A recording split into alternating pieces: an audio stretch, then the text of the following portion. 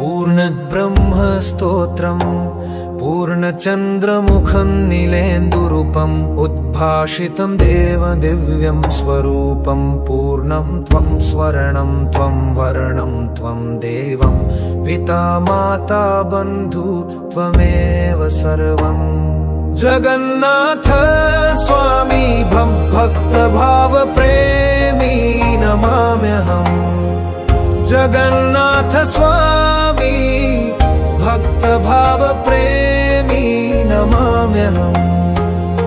कुञ्चितकेशं च सञ्चित्वेषं वर्तुलस्थूलनयनं ममेशं पीनकनीनिकानयनकोशम् आकृष्ट ओष्ठं च उत्कृष्टश्वासम् जगन्नाथ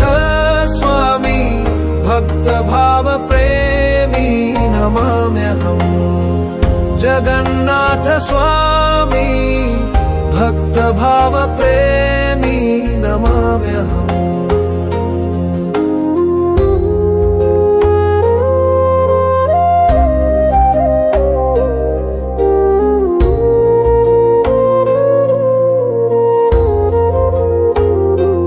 नीलाचले चञ्चलया सहितम् आदिदेव निश्चलानन्दे स्थितम् आनन्दकन्दं विश्वविन्दुचन्द्रं नन्दनन्दनं त्वम् इन्द्रस्य इन्द्रं जगन्नाथ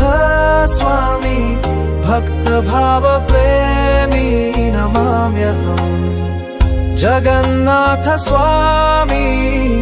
भक्तभाव प्रेमी नमाम्यहम्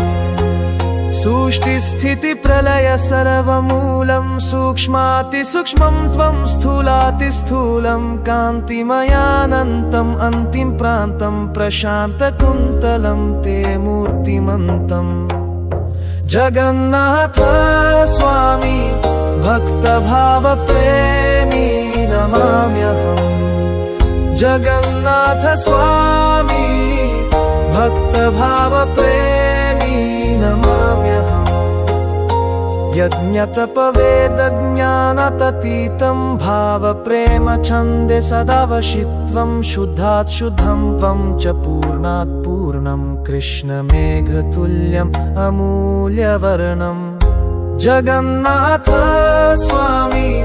भक्तभाव प्रेमी नमाम्यहम् जगन्नाथ स्वामी भक्तभाव प्रेमी नमाम्यहम्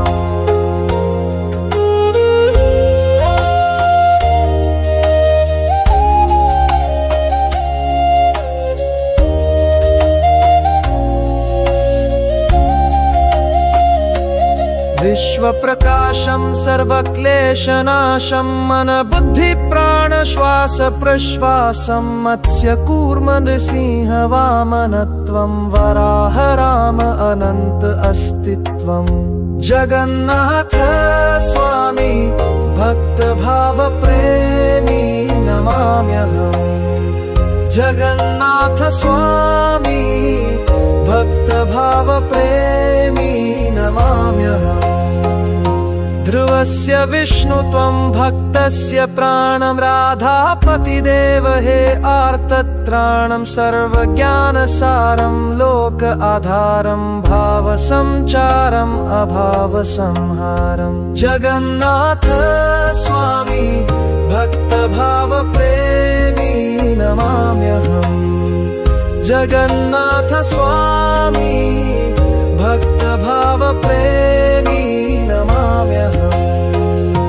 बलदेव सुभद्रा पार्श्वे स्थितं सुदर्शनसङ्गे नित्यशोभितं नमामि नमामि सर्वाङ्गदेवं हे पूर्णब्रह्म हरि मम सर्वम् जगन्नाथ स्वामी भक्तभाव प्रेमी नमाम्यहम् जगन्नाथ स्वामी भक्तभाव प्रेमी नमाम्यहम्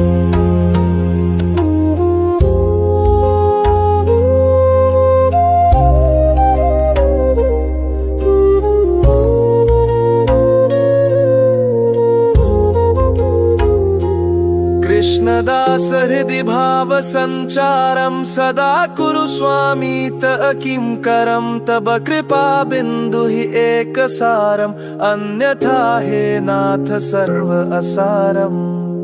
जगन्नाथ स्वामी भक्त भाव प्रेमी नमाम्यहम् जगन्नाथ स्वामी भक्त भाव प्रेमी।